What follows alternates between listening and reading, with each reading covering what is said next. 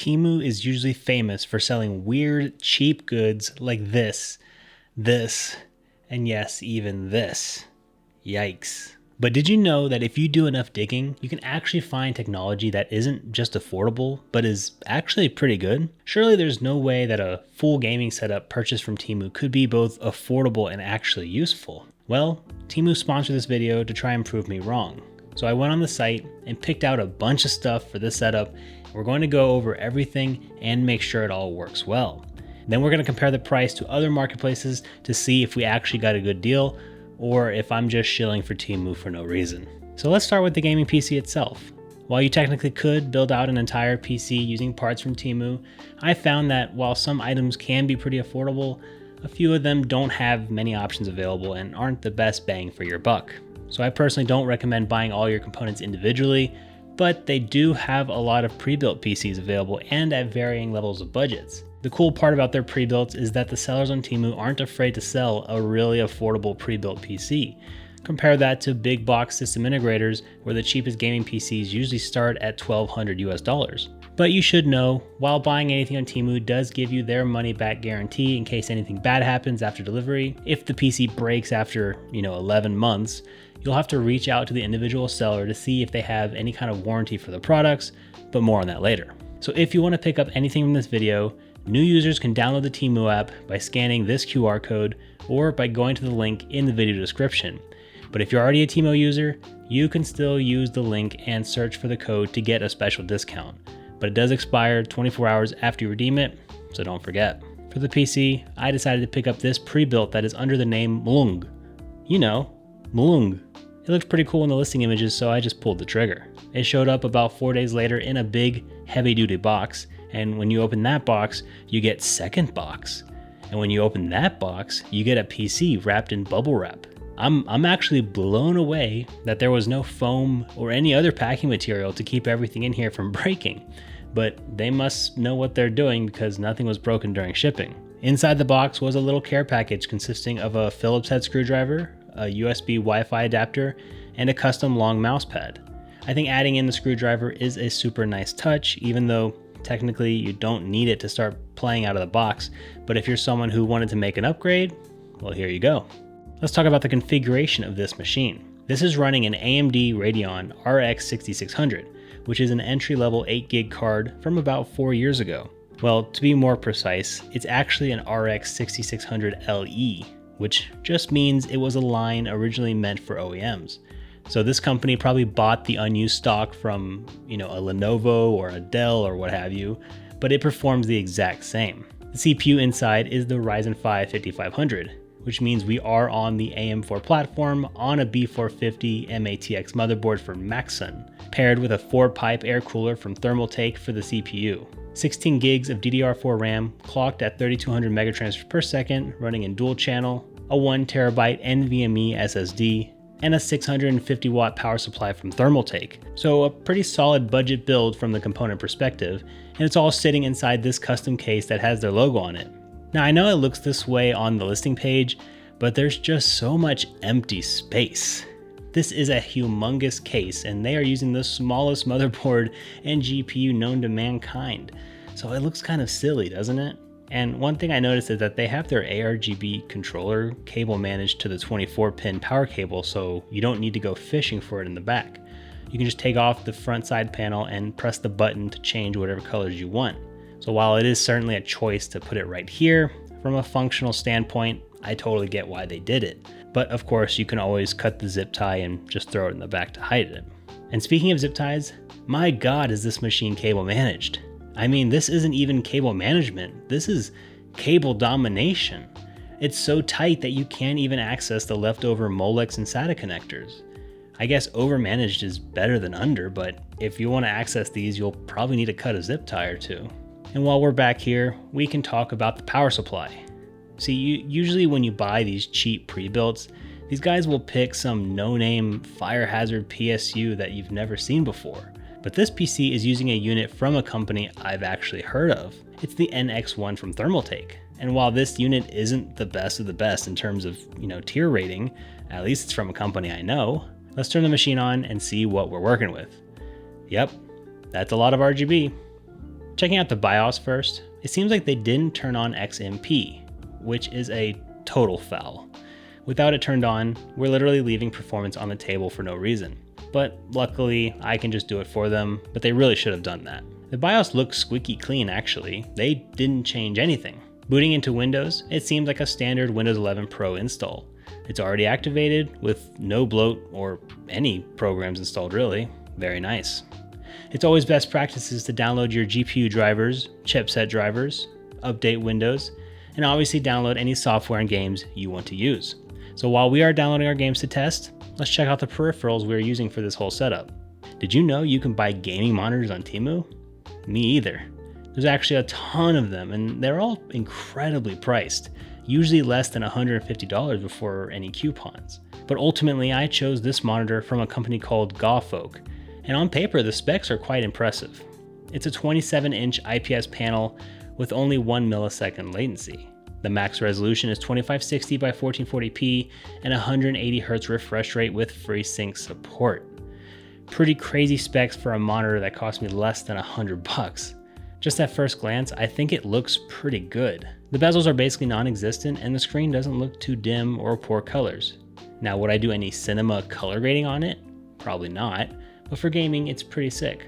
But I guess we will learn more once we start gaming. Now, I know the setup came with a mouse pad, but if you wanted something a little more creative, there's tons and tons of affordable gaming mouse pads on Temu, all with varying cool designs. I picked up this one with a nice and cozy Japanese bookstore design using warm colors.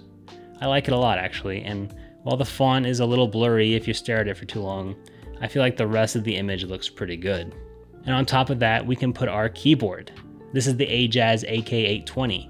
It's a 75% wired mechanical keyboard that has a detachable USB-C cable, full key hot swappable red switches, and two-tone keycaps with adjustable RGB backlighting. I also like the adjustable knob to control volume or other settings, since this feature is usually hidden within random key presses on budget keyboards. But I think for the low price I paid for this is a totally adequate and slightly above pay grade performance. And personally, I use the wireless version of this same keyboard, so I know it's pretty good. And while our keyboard may be wired, there are an insane amount of affordable wireless mice available. And with modern polling rates and high quality sensors, a really good gaming mouse can be found both wirelessly and affordably these days. This is the AK139, also from Ajaz. It's completely wireless and comes with this magnetic RGB mount that you just slap your mouse onto to charge it overnight. Pretty convenient.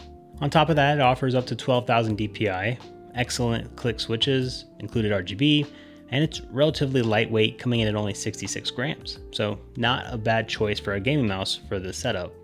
I like it. And you know, you can't always game with a mouse and keyboard. Sometimes you gotta bust out the controller. So I got this FlyDigi Dune Fox wireless controller in this handsome whitish color. Just like our mouse, it supports tri-mode connectivity, meaning you can use wired for super low latency, Bluetooth 5.3, or 2.4 GHz via the included USB dongle. It also has Hall effect joysticks and triggers, which means that we are 100% immune for stick drift. Of course, we're gonna need some audio, and I'm more of a headset guy myself, so I picked up these, the B2 from Onikuma. I would have preferred white, but they were out of stock, so this is the next best thing. It's tri-mode wireless, feels pretty good on the head, and I did test out the microphone and audio quality already, and while it's not winning any awards for high fidelity, it's definitely passable and sounds way better than headphones this cheap should sound. The look of them do look familiar, to say the least, but I'm not judging. It also says, "Do the coolest gamers" on the side. And I think I speak on behalf of everyone watching when I say, don't worry, we will. All in though, this feels like a dang good setup so far. It doesn't feel like one of those, I bought a bunch of crap videos. It feels like stuff I would actually use. So now it's for my favorite part, let's test some games. So obviously we're gonna start with Arc Raiders so we can kill some people. I'm starting at 1080p, all high settings with the lighting set to static. So we're gonna try to get some kills. Oh, and we spawned and there's a guy here. Oh, gotta loot him. Can't just let him get away. And out the gate, we're getting about 74, 72 FPS. The 1% lows are about, let's see, 38 to 40. That's pretty good considering we're at high. Let me go and try to get into a fight and see if it starts to dip. So just running around, we're averaging about 68, 69 FPS and 1% lows of like 35, 36. Not bad considering we're on high, but let's see if we can do a little bit better. I think we're really being held back by that CPU. It's not a bad CPU, but it is, I mean, this is a very CPU bound game. Let's switch it to medium. So bringing it down to medium, our average jumped to about 80 FPS and our 1% lows are around 48. So that is significantly higher. That's just a pretty good jump and everything still looks pretty good. I think this is how I would play it. I probably wouldn't drop it any lower. No!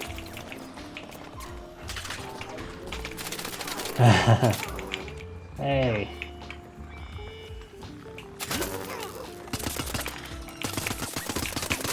Oh.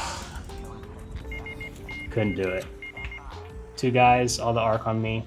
But even through that firefight, we were able to keep our 80 FPS average, 1% lows around 45. That's pretty good. I'll take that. And luckily our GPU temp and CPU temp are looking pretty good. 70, 67, not bad at all. He waited for the door open to kill me. That's BM. Now I did do some benchmarks earlier and I'll throw those numbers up on screen now. I cross-referenced these numbers with other benchmarks from people using similar hardware and they were all very similar. So this machine is performing up to spec, which is great.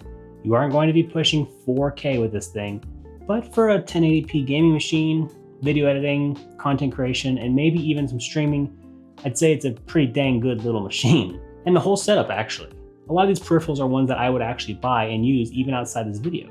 It just goes to show that if you look for crap online, you're gonna find crap.